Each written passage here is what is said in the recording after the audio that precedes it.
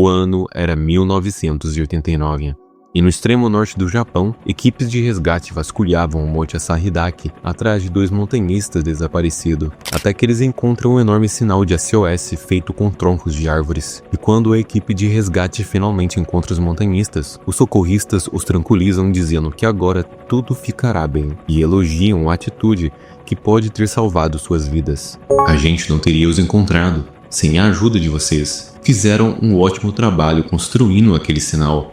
Os 2 homens olham um para o outro. Desculpa, nós não construímos sinal algum. Não fazíamos a menor ideia do que vocês estão falando.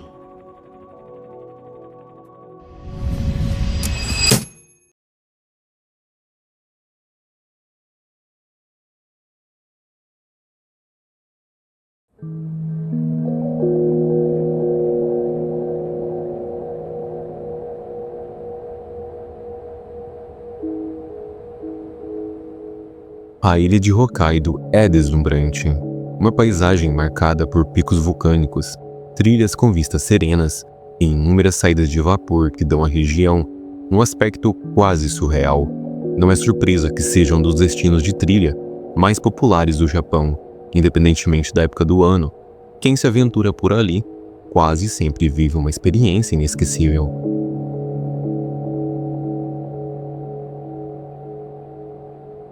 Do topo do Monte Asahi-dake, o sinal de SOS estava a cerca de 4 quilômetros diretamente ao sul. Ele ficava em uma área de pântano relativamente plana e foi construído com 19 troncos de bétula, cuidadosamente cortados, cada um com aproximadamente 5 metros de comprimento.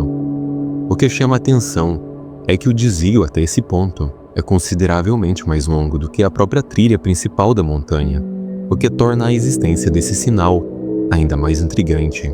Até onde se sabe, não existem trilhas ao sul da montanha, o que indica que quem construiu o sinal precisou desviar pelo lado norte, enfrentando um caminho repleto de penhascos íngremes, floresta densa e até mesmo as águas turbulentas do rio Shubetsu. Neste ponto, ainda completamente desconhecido como essa pessoa chegou até ali. Para a polícia japonesa, uma coisa já era clara: um mistério estava se formando na montanha. Alguém ainda estava lá fora, e provavelmente pedindo ajuda. Um dia depois, uma segunda equipe é enviada para investigar a área, em busca de qualquer sinal de trilheiros em perigo. Desta vez, com foco especial na área de terreno alagado, onde o sinal estava localizado. Embora todos mantivessem a esperança de encontrar alguém ainda com vida, infelizmente, poucas horas após o início das buscas, eles encontrariam exatamente o oposto. Próximo ao sinal de SOS, foram encontrados restos humanos espalhados, com marcas de mordidas causadas por animais silvestres. Perto dali, havia uma mochila contendo diversos objetos: um Walkman da Sony, 4 fitas cassetes, pasta de dente, uma barra de sabão e uma toalha. À primeira vista, era evidente que os pertences e os ossos humanos estavam relacionados. No entanto, uma pergunta começou a incomodar a todos. Como alguém com energia e força suficientes para construir o sinal de SOS, usando 19 troncos enormes, acabou morrendo naquele ambiente? Naquele dia, a equipe de resgate não encontrou mais nada relevante. De certa forma, o caso parecia simples e direto. Moradores locais afirmaram que o clima naquela montanha é extremamente instável, com tempestades surgindo quase sem aviso. Talvez essa pessoa tenha se desorientado, acabando descendo até ali por engano e passado seus últimos dias esperando um resgate que nunca chegou. O local do sinal de SOS e a história que ele contava eram sombrios, mas considerando tudo até aquele momento, o caso ainda parecia relativamente fácil de explicar. Alguém morreu ali. Eu construí um sinal de socorro antes disso acontecer. A única dúvida real era quem era essa pessoa e como exatamente ela chegou até aquele lugar.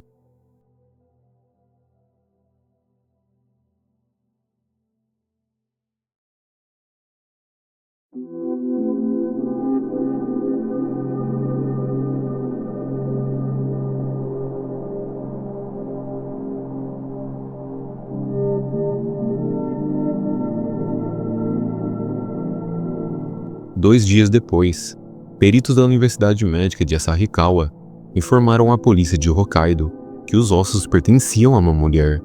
Segundo os exames, ela tinha aproximadamente 1,60 m de altura, tipo sanguíneo O. Tinha entre 20 e 40 anos na época da morte, apresentava fraturas em vários ossos e havia falecido entre 1 e 3 anos antes. Fora essas informações, não havia qualquer dado que permitisse sua identificação. Na prática, ela ainda permanecia uma desconhecida. Algo não estava certo. Nada disso fazia sentido.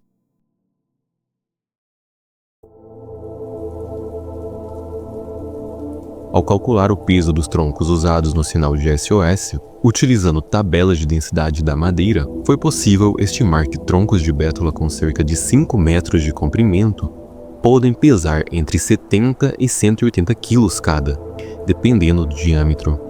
Multiplicando esse valor pelos 19 troncos que compõem o sinal, chega-se a um peso total estimado entre 1.300 e 3.500 quilos. Com isso em mente, surge uma conclusão difícil de ignorar. Uma mulher de aproximadamente 1,60 m, com fraturas ósseas, teria tido força e energia para derrubar 19 árvores de grande porte, usando ferramentas que nunca foram encontradas e, além disso, transportar sozinha entre 1 e 3 toneladas de madeira. Sem contar que tudo isso teria sido feito após um desvio extremamente perigoso de cerca de 4 quilômetros pela encosta sul da montanha. Um percurso que, sem dúvida, causaria exaustão extrema devido ao terreno e ao clima. Sem ajuda, construir aquele sinal seria um feito extraordinário, um feito que simplesmente não se encaixa com o contexto apresentado. Então fica a pergunta: essa pessoa estava realmente sozinha? Ou havia alguém mais com ela? Alguém que também morreu ali?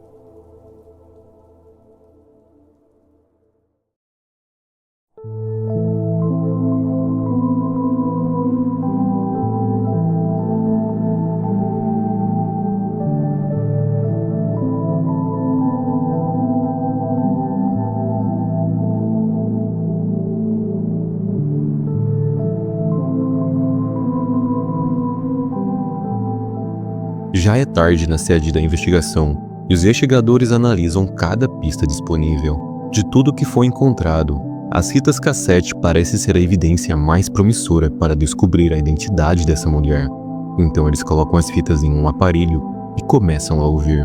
As gravações contêm músicas retiradas de diversos animes exibidos na televisão, mas ao chegarem à última fita, algo estranho chama a atenção.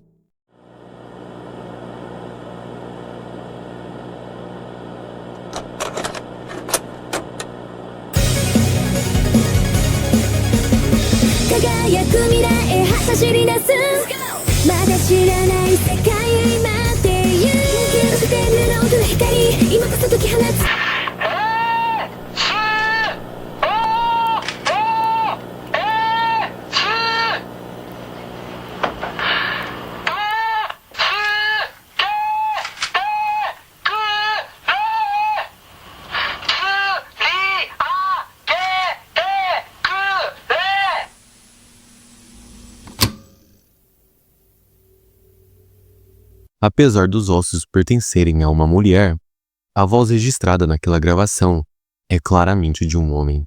E a tradução dizia: SOS, me ajudem. Estou preso no penhasco. SOS, por favor, me ajudem. Estou no local onde vi o helicóptero pela primeira vez. O mato é muito denso e eu não consigo subir. Por favor, venham me buscar aqui. Isso levanta várias questões. Além das semelhanças óbvias com o sinal de SOS encontrado no local, chama atenção o fato desse homem não usar em nenhum momento qualquer expressão que indique que ele estava acompanhado. Se ele estivesse preso em algum lugar com outra pessoa, provavelmente pediria ajuda dizendo que eles estavam presos. Mas nesta gravação, ele soa completamente sozinho, como se não soubesse que havia uma mulher perdida na mesma área. É quase como se para ele, essa mulher simplesmente não existisse.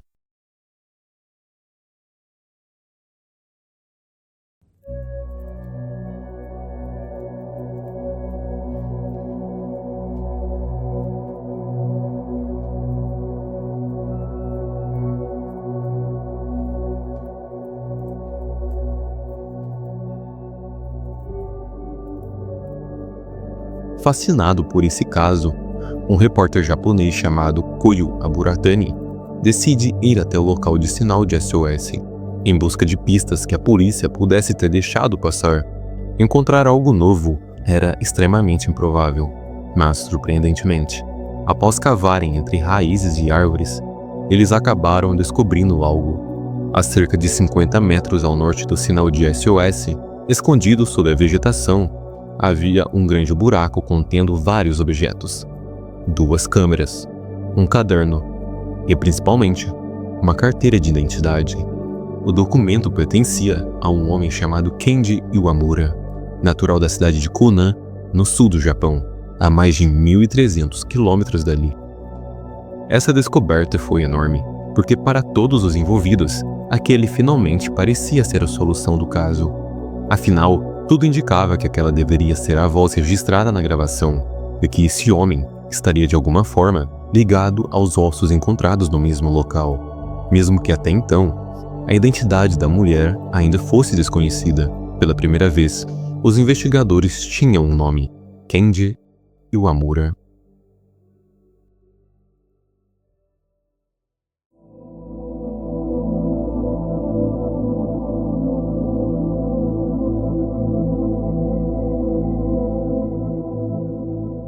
Era pleno verão quando Kenji Iwamura, então com 24 anos, partiu para o Monte Asahidaki para uma curta trilha.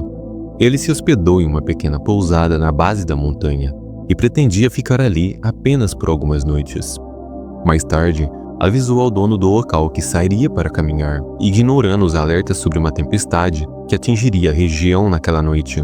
Relutante, o proprietário concordou. Kenji deixou o saguão do hotel e seguiu em direção ao desconhecido.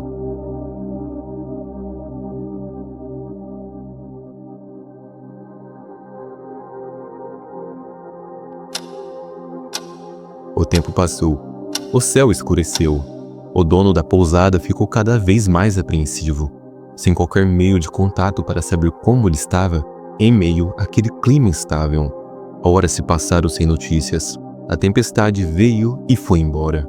Dias se passaram. Semanas se passaram. Kenji Iwamura nunca retornou.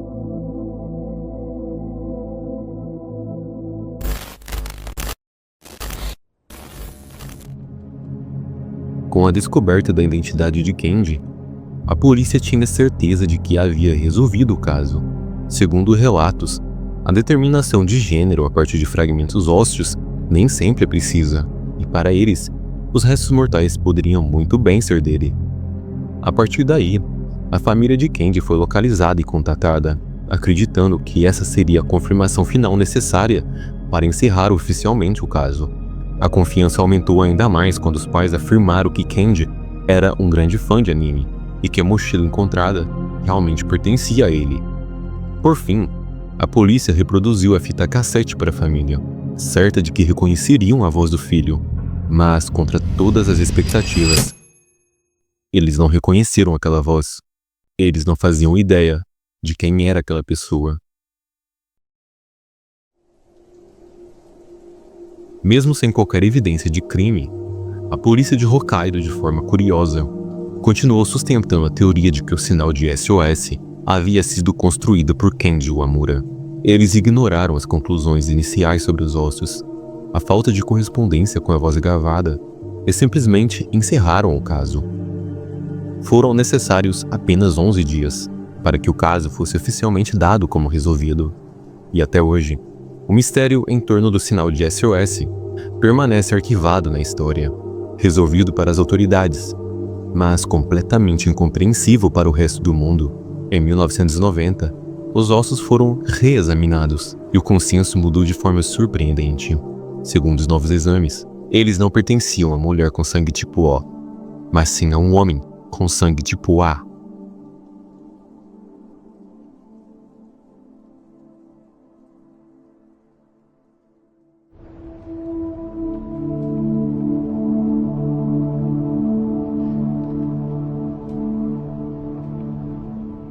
Porque afinal os ossos foram reclassificados de repente.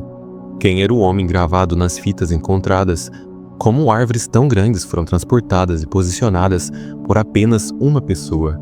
E mais importante ainda, como essas árvores chegaram a ser derrubadas? Observando o terreno de forma mais ampla, já foi estabelecido que o local do sinal de SOS foi alcançado por meio de um desvio na trilha principal do Monte Asahidaki. Como vimos, vários trilheiros já acabaram fazendo esse mesmo desvio. Mas então surge a pergunta: como todos conseguiram cometer exatamente o mesmo erro? A resposta está em um ponto de referência extremamente confuso da montanha. Trata-se de uma grande rocha conhecida como Safe Rock, normalmente usada por alpinistas para se orientar durante a subida. Ao chegar até lá, é necessário virar à direita para continuar em direção ao cume. O problema é que logo ao lado da Safe Rock existe outra rocha praticamente idêntica, conhecida como Fake Safe Rock.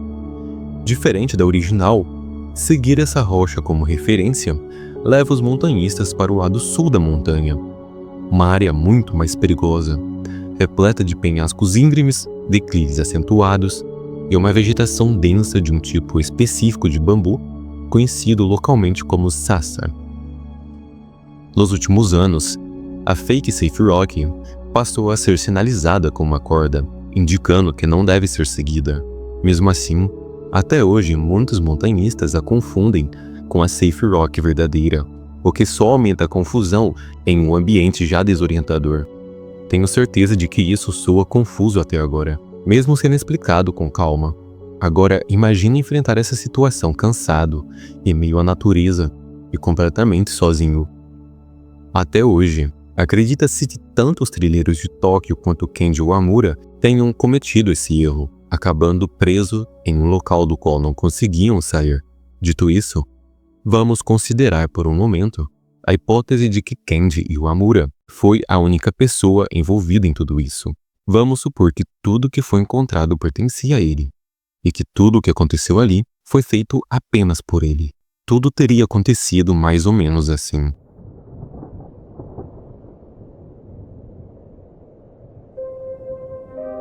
Kenji Uemura inicia sua caminhada a partir da pousada e segue pela trilha do Monte Asahidaki. Por causa da tempestade que se aproximava, é possível que houvesse poucos trilheiros na montanha naquele dia. Ele consegue avançar bastante pela trilha antes de o céu escurecer e uma neblina densa tomar conta da região.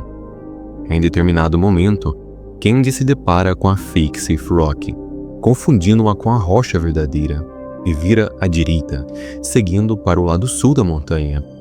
À medida que o dia avança, o pânico começa a tomar conta.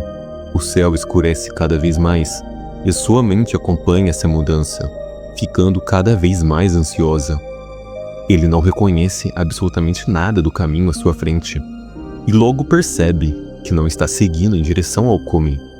Completamente desorientado e sem muitas opções, ele continua andando, seguindo o que parece ser uma trilha, mesmo que ela só a leve para baixo. Ele se pergunta se está voltando para a base, se existe alguma cidade naquela direção, ou para onde exatamente está indo. Com o passar das horas, o desespero aumenta. Ele começa a gritar por ajuda, esperando que alguém possa ouvi-lo. Durante a descida, Kenji cai de um penhasco e fratura 2 ossos. Em extremo sofrimento, ele pega seu Sony Walkman e grava uma mensagem de SOS, que depois passa a tocar repetidamente para poupar a própria voz. Mesmo mancando, ele continua descendo, atravessa o rio Shubetsu e, por fim, chega ao seu destino final, a área de terreno alagado e plano, onde o sinal de SOS foi construído e onde, inevitavelmente, tudo chegaria ao fim.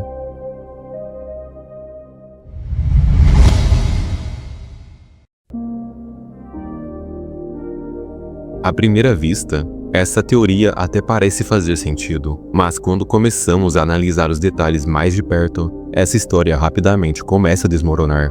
Como sabemos, os únicos penhascos da região ficam mais acima na montanha. Se for esses penhascos que Kenji se refere na gravação, supondo que seja ele, então ele teria chegado até o terreno alagado com ossos quebrados e sentindo dores intensas. Mesmo que demos a ele o benefício da dúvida e assumamos que tivesse todas as ferramentas necessárias, construir um sinal desse tamanho exigiria um esforço enorme para uma única pessoa. Há quem diga que algo assim levaria cerca de 2 dias para ser feito por alguém em perfeitas condições físicas. Então, como exatamente Kendi teria conseguido fazer isso estando gravemente ferido? Nenhum machado jamais foi encontrado. E por que alguém levaria um machado em uma simples trilha de montanha? Além disso, o estado dos ossos indica que ele estaria extremamente debilitado no momento da morte. Não há como esse homem ter construído aquele sinal sozinho, o que leva à conclusão de que Kenji Uemura talvez não tenha sido a única pessoa a morrer ali. Considere a seguinte possibilidade. Kenji está na trilha. Em algum momento da subida, encontra outra pessoa na montanha. Ambos seguem em direção ao cume e decidem continuar juntos. Quando a neblina começa a se formar, os dois cometem o mesmo erro crítico, confundindo a Fake Safe Rock com a rocha verdadeira e acabam perdidos no lado sul da montanha. Ferido, um deles faz a gravação, enquanto o outro insiste para que continuem descendo. Eles atravessam o rio e chegam à área alagada, onde Kenji fica prostrado em agonia. É possível que esse outro montanhista, por algum motivo, tivesse um machado, e ao longo dos dias seguintes, tenha construído o sinal de SOS com pouquíssima ajuda de Kenji. Kenji sabe que não consegue seguir adiante, então em um último ato de desespero, o outro montanhista pega alguns suprimentos e parte em busca de ajuda. Isto explicaria porque a polícia nunca encontrou um machado, explicaria porque a voz da gravação não era de Kenji, e talvez explique como aquele sinal foi construído. O corpo humano consegue sobreviver cerca de 3 dias sem água. Talvez essa pessoa desconhecida tenha usado o pouco que lhe restava em uma última tentativa de resgate. Porém, no fim, ela nunca conseguiu e morreu lentamente, cercada pela escuridão, pela mata fechada e pelo isolamento absoluto da floresta.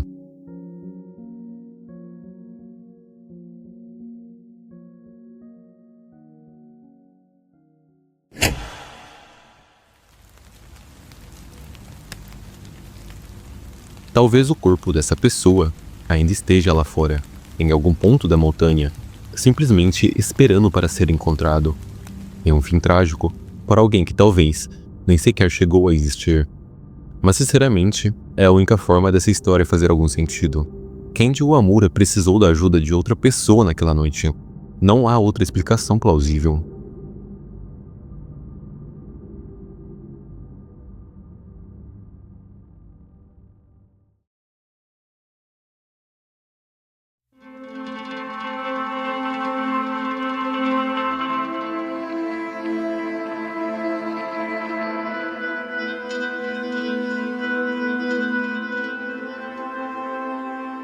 Eu me recuso a acreditar que havia apenas uma pessoa no Monte Asahidake naquela noite. As circunstâncias são extraordinárias demais para que alguém tenha feito tudo isso sozinho. Os ossos quebrados, o estranho na gravação, o encerramento apressado do caso, alguém transportando toneladas de peso após sofrer ferimentos graves. Tudo isso entra em conflito direto com a versão oficial apresentada. Essas teorias, por mais improváveis que pareçam, são as únicas que fazem sentido para mim. E mesmo assim, elas dependem de muitas suposições, que alguém tinha um machado, que havia uma segunda pessoa na montanha, que essa pessoa também morreu e nunca foi encontrada. Independentemente do caminho que se escolha, nada faz sentido sem recorrer a eventos que podem ou não ter acontecido. E é exatamente isso que torna esse caso tão perturbador. Podemos passar horas criando teorias sobre o que aconteceu no Monte Asahidake e por que o sinal de SOS diante das evidências disponíveis simplesmente não deveria existir. Mas, acima de tudo, o detalhe que mais inquieta é o seguinte: até hoje, a polícia nunca identificou oficialmente os ossos como pertencentes a Kenji. Isso mesmo após a reclassificação como ossos masculinos, após o caso ganhar repercussão mundial e depois de um mistério do sinal de SOS ter se tornado um dos casos não resolvidos mais intrigantes da história do Japão. Nunca houve uma resposta oficial sobre a quem aqueles ossos pertencem, e até hoje ninguém sabe quando o sinal de SOS foi construído, nem quem, afinal, o construiu.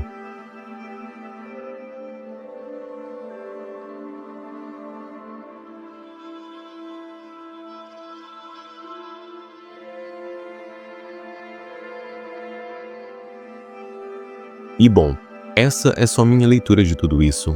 Talvez eu esteja forçando conexões que não existem, talvez tenha sido só um acidente terrível somado a coincidências improváveis, ou talvez essa história seja estranha justamente porque nunca deveria fazer sentido. O que eu sei é que quanto mais eu pesquisava, mais desconfortável tudo ficava. E algumas histórias não nos assustam pelo que mostram, mas pelo que se recusam a explicar. Bom, obrigado de verdade por terem assistido até aqui. Se você chegou até o final, eu agradeço mesmo. Se você quiser deixar sua própria teoria aqui nos comentários, eu vou ler, porque honestamente eu ainda não tenho uma resposta que me convença. Bom, a gente se vê no próximo vídeo e até lá.